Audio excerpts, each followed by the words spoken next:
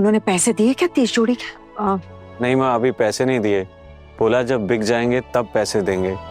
वो क्या है कि हम नए हैं ना, पहली बार है और लोग हमें अच्छी तरह पहचानते भी नहीं है, तो उन्होंने कहा है कि जब धंधा चलेगा तब पैसा मिलेगा।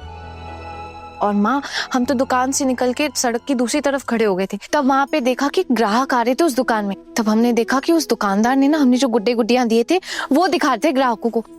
आप मानोगे नहीं, सब लोग वहाँ जितने लोग आए थे सब इतने हैरान हो गए मूर्तियों को देखकर। मतलब उम्मीद तो यही कर रही हूँ कि खरीद लेंगे। अगर सब बिक जाए ना तो बहुत अच्छा हो जाएगा। और उन्होंने हमसे कहा भी कि अगर ये सब बिक जाता है ना तो हमें कल वापस उन्हें जाके और ऑर्डर्स देने पड़ेंगे, मतलब और मूर्तियां देनी पड़ेगी। और आज के जितने भी पैसे हुए ना वो कल चुका देंगे। हे माँ दुर्गा, सब ठीक हो जाए, सब अच्छे से चल जाए बस। दाम क्या तय हुआ है? गरिमा, दाम ना कम करना पड़ा, पर गरिमा आप बिल्कुल भी चिंता मत कीजिए, कोई भी नुकसान नहीं होगा, सब मैनेज कर लेंगे हम लोग। वैसे अभी हम ऐसे बैठे नहीं रह सकते। हाँ, अब अगर कल सुबह उन्होंने मूर्तियों का ऑर्डर दे दिया तो हमें पूरा करना पड़ेगा ना। माँ, टाइम पे अगर नहीं दिया, सप्लाई नहीं हुआ तो मार्केट पे तो नाम खराब हो जाएगा हमारा। सुना मैंने ये लड़की क्या कह रही है। तो मतलब अभी पूरी रात बैठकर मूर्तियां बनाएंगे? काफी देर हो गई है छोटी बहू, तुम लोग थोड़ा सा कुछ खा लो और फिर आराम कर लो। रात का खाना भी तो बनाना है ना। माँ, बिल्कुल भी टेंशन मत लीजिए, हम सब मिलकर ना काम बांट लेंगे। और रात का खाना क्या है वो मैं संभाल लूंगी, सिर्फ सब्जी और रोटी ही तो बनानी है, वो मैं देख लूंगी। और ये सब फटाफट से मूर्ति बनाने के काम पर लग जाएंगे।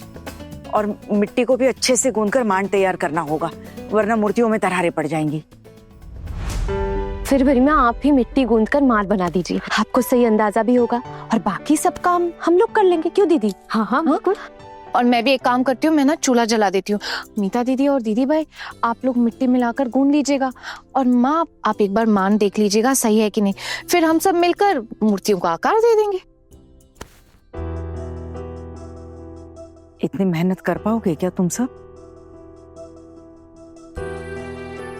हाँ माँ, ये कैसी बातें कर रही हैं आप? बिल्कुल कर पाएंगे, हम इतने सारे लोग हैं, पक्का कर लेंगे। और माँ, एक और बात कहूँ, एक दिन ना लोग आपके इस काम की वजह से आपके नाम को हमेशा याद रखेंगे। तू तो चुप ही रह, बिना मतलब का चने के झाड़ पर चढ़ा देती है मुझे। अब नहीं माँ, मैं ऐसा कुछ भी नहीं कर रही हूँ। यहाँ इधर चने का झाड़ कहाँ है?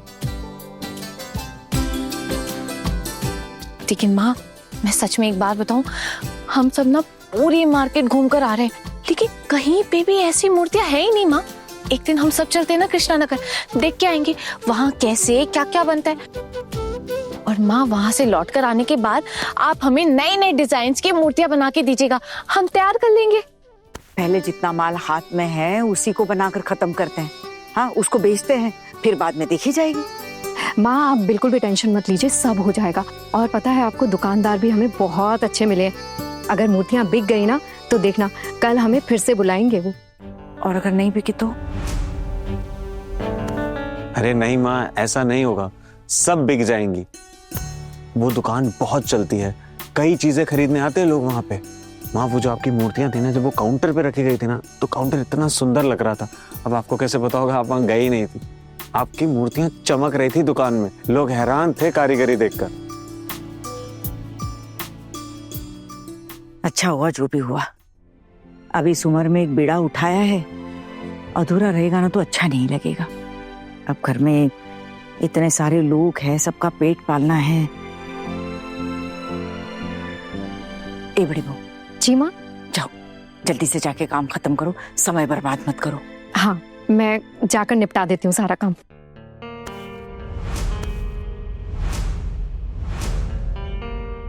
अरे मिली, कल तेरे पति का श्राद्ध है ना?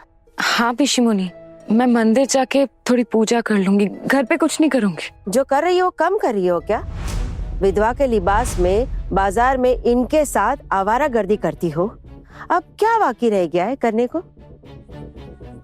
ठाकुर जी, हर इंसान को अपने हिसाब से अपनी जिंदगी चलानी होती है। अगर ये काम नहीं करेगी, घर के काम में हाथ नहीं बटाएगी, बाजार नहीं जाएगी, तो यहाँ इस घर में इसे मुफ्त की रोटी कोई नहीं खिलाएगा। और आप तो घर के हालात जानती ही हैं। बड़े बेटी की नौकरी नहीं है, छोटू पर सारी जिम्मेदारी आ गई है। कितनी जिम्मेदारी उठाएगा वो? वैसे भी बड़ी मुश्किल से घर चल रहा है। और छोटी, मैंने तो सुना है कि टुकुन को तूने घर खर्चे के लिए पैसे देने से मना कर दिया है। जो भी पैसे देने वो सिर्फ तुझे दे, और अगर वो मुझे पैसे देगा तो तू उससे रिश्ता तोड़ेगी। तू चिंता मत कर छोटी, मैंने टुकुन से कह दिया है कि मुझे घर खर्च के पैसे देने की जरूरत नहीं है। वैसे भी उस पर क्या कम जिम्मेदारियां हैं? उसके ऊपर अब अपने माँ बाबा की जिम्मेदारी है, अपने पत्नी की जिम्मेदारी, फिर उसके अपने अलग से खर्चे। कितना क्या करेगा बेचारा? उसे मैंने अपने सर पर हाथ रखकर कसम दिलवाई है कि वो मेरे खाते में घर खर्च के कोई पैसे नहीं डालेगा। और इसलिए अब हमें अपना खुद का इंतजाम करना होगा। खुद के पेट पालने के लिए मेहनत तो करनी होगी ना, और हमारी अपनी जिम्मेदारी हम खुद लेंगे। भाभी आप कीजिए ना, आपको जो करना है, नाम कमाइए, पैसा कमाइए, हमने थोड़ी ना मना किया आपको। लेकिन ये सब करने के चक्कर में घर की मर्यादाएं टूट रही है। सेन खानदान की बहुएं बाजार में घूम घूम कर मूर्तियां बेच रही हैं। हम भी तो इसी खानदान से है ना, नाक तो हमारी भी कट रही है ना, लेकिन एक ही छत के नीचे रहकर ऐसे ये सब होते हुए देखा भी तो नहीं जा सकता ना। कोई आपसे बड़ा होता ना इस घर में तो जरूर आवाज उठाता, लेकिन कोई है नहीं ना, तो मैं याद दिला देती हूँ भाभी। मिली का तो छोड़ दीजिए, वो तो पराई है, लेकिन भाभी आपकी ये बहुएं पूरा दिन आज बाजार में घूम रही थी। हमारे परिवार की इज्जत तो आप सब ने मिलकर मिट्टी में मिलाकर रखती है। ये संस्कार तो नहीं थे हमारे परिवार के। संस्कार से पेट नहीं भरता है पिशिमा, और पेट में भूख लिए सिर्फ खानदान की इज्जत के बारे में सोचना थोड़ा मुश्किल होता है पिशिमा।